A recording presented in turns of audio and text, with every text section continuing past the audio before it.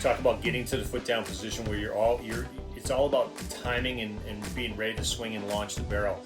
The biggest thing prior to launch is making sure you have ground force, meaning you're pushing down on your back foot as your weight stays back. Now, as you're at the foot down position, I see a lot of guys, when they make their first motion from foot down, they still shift forward.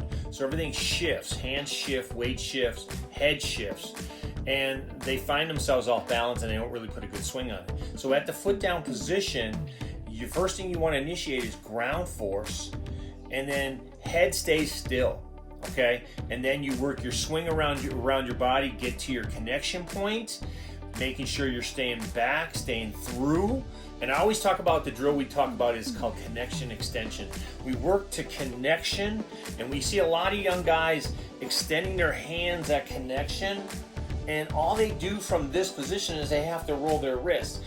That is unacceptable when you're talking about receiving the ball, receiving the connection. We want to make our connection point, and then we want to power through the zone and then roll our wrists at the end. So again, remember, staying weighted, and then obviously when you're ready to launch the barrel at foot down, initiate your ground force, get to connection extension. Once you receive the ball at connection, power through the ball, roll off, good strong finish. So those are my 5 secrets, 5 tips that I think you could really dissect and really get a lot out of. Thank you for whoever sent that question in to me, because I think it's very valid when you're training your own kids to have this systematic approach to what you really want to look for. And that's why I say video analysis is really good, because if you can start with those 5 pillars, we talked about handset. We talked about, obviously, the rearward motion with your hand pivot point. We talked about staying weighted. We talked about lag.